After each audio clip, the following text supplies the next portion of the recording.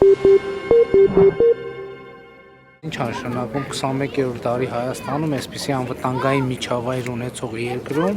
ասենք ինչ որ զինտեխնիկա կարող է չգործարկվել։ Դա մեզնից յուրաքանչյուրի անվտանգության դեմ ուղղված գործողություն է,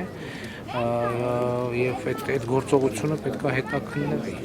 Ընդ որում այստեղ խնդիր կա ոչ միայն զուտ իրավապահ մարմինների հետ, կարծում եմ այստեղ հակահետախուզությունն էլ պետք է շատ ուշադիր լինի, որտեղ դեռ պետք է պարզել այդպիսի ինչ դեպքերի մասին է խոսքը, ինչպես են ծագել այդ դեպքերը եւ սա սովորական կրիմինալ է, թե այդտեղ հակահետախուզությունն էլ գործ ունի անել։ Պարոն Փաշինյան, տեսեք,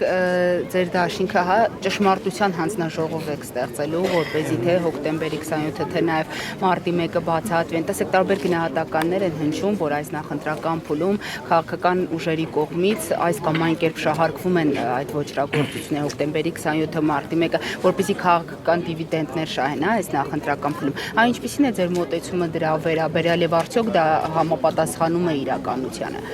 Գիտեք, իմ քաղաքական գործունեության մեջ չի եղել այդպիսի փուլ, որ հոկտեմբերի 27-ի խնդիրը եւ հետագայում մարտի 1-ի խնդիրը եւ ՊՊՑ գնդի գրավման հետ կապված խնդիրը տեղ չունենա։ Ես այդ բոլոր իրադարձություններին նախկինում էլ քաղաքական գործունեության ընթացքում անդրադարձել եմ, իսկ վերջին երկու դեպքերում որպես քաղաքական արդեն գործող անձ եղել եմ իրադարձությունների ամենակենտրոնում, հոկտեմբերի 27-ի դեպքում ես լրագրող եմ եղել,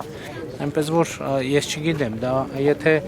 դա կարող է վերաբերվել այն մարդկանց, ովքեր ողջ քաղաքական կյանքում մարտի 1 չեն հիշատակել կամ այլ խնդիրներ չեն հիշատակել, հիմա եկել են նախընտրական շրջանում այդ թեմաներով սկսել են խոսել, բայց դա որևէ կերպ չի կարող մեզ վերաբերվել։